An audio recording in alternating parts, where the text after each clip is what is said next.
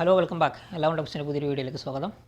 കഴിഞ്ഞ വീഡിയോകളിൽ നമ്മൾ BLDC വാൾ ഫാൻ്റെയും ടേബിൾ ഫാൻ്റെയൊക്കെ മോട്ടോർ പരിചയപ്പെടുത്തിയിട്ടുണ്ടായിരുന്നു.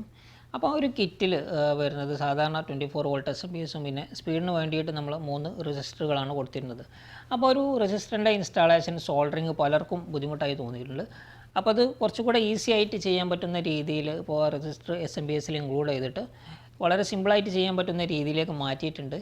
അപ്പോൾ ഒരു SMPS എങ്ങനെ ഇൻസ്റ്റാൾ ചെയ്യാം, അതിൻ്റെ വയറിംഗ് ഡയഗ്രമൊക്കെയാണ് ഞാൻ ഇന്ന് വീഡിയോയിലൂടെ പരിചയപ്പെടുത്തുന്നത്. ഏതൊരു സാധാരണക്കാരനും ഈസി ആയിട്ട് ചെയ്യാൻ പറ്റുന്ന രീതിയിലാണ് ഇപ്പോൾ ഈ SMPS വരുന്നത്. നിങ്ങൾക്ക് വയറുകൾ ജോയിൻ ചെയ്തിട്ടോ അല്ലെങ്കിൽ ടെർമിനൽ ബ്ലോക്ക് ഇട്ടിട്ടോ ചെയ്യാവുന്നതാണ്. ഇനി സോൾഡറിങ് അറിയുന്നവർക്ക് സോൾഡർ ചെയ്തിട്ട് നല്ല വൃത്തിയിൽ അങ്ങനെയും ചെയ്യാവുന്നതാണ്. അപ്പോൾ നമുക്ക് വീഡിയോയിൽ കിടക്കാം. അതിനു മുമ്പായി നിങ്ങൾ ആദ്യമായി എൻ്റെ ഒരു ചാനൽ സന്ദർശിക്കുന്നെങ്കിൽ ദയവായി സബ്സ്ക്രൈബ് ചെയ്യുക, തൊട്ടടുത്തുള്ള ബെൽ ബട്ടൺ കൂടി എനേബിൾ ചെയ്യുക.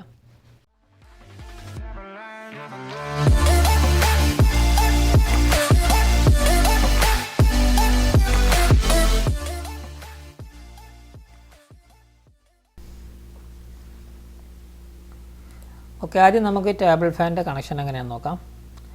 SMPS ടേബിൾ ഫാനും വാൾ ഫാനും ഒരേ SMPS തന്നെയാണ് വരുന്നത്. ടേബിൾ ഫാനിൻ്റെ കണക്ഷൻ എങ്ങനെയായിരിക്കും വരിക, അതായത് ഇതാണ് മോട്ടർ, നമ്മുടെ BLDC മോട്ടർ.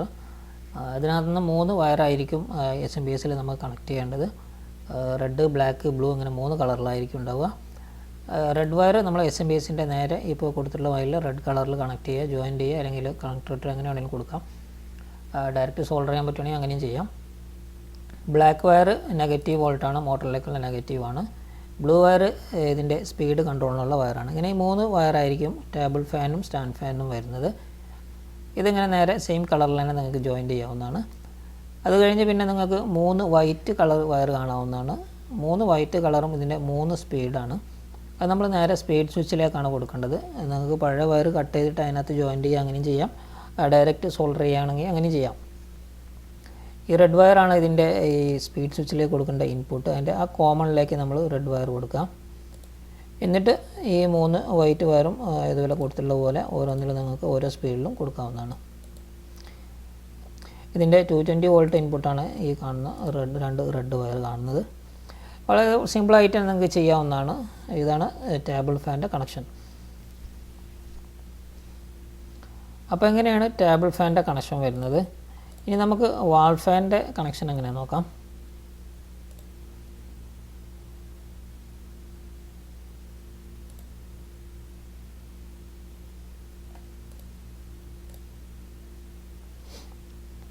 വാൾ ഫാനിൻ്റെ കണക്ഷൻ എങ്ങനെയാണ് വരുന്നത്? വാൾ ഫാനിൽ വരുമ്പോൾ നമുക്കിവിടെ 2, 4, 6 വയർ കാണാൻ സാധിക്കുന്നതാണ്. അതായത് 2 വയർ ഓസിലേഷൻ മോട്ടർ ഉണ്ടായിരിക്കും. അത് നമുക്ക് ജസ്റ്റ് കണക്ടർ ആയിരിക്കും ഓസിലേഷൻ മോട്ടറിൻ്റെ. കണക്ടർ നേരെ മോട്ടറിലേക്ക് കണക്ട് ചെയ്യാം. പിന്നെ നമുക്ക് 4 വയറുണ്ടാവും. 4 വയറിൽ നമ്മൾ നേരത്തെ റെഡ്, ബ്ലാക്ക്, ബ്ലൂ നേരത്തെ നമ്മൾ ടേബിൾ ഫാൻ്റെ പറഞ്ഞു സെയിം കണക്ഷൻ തന്നെയാണ്. 24 വോൾട്ട് പോസിറ്റീവ്, അതുപോലെ 24 വോൾട്ട് നെഗറ്റീവ്.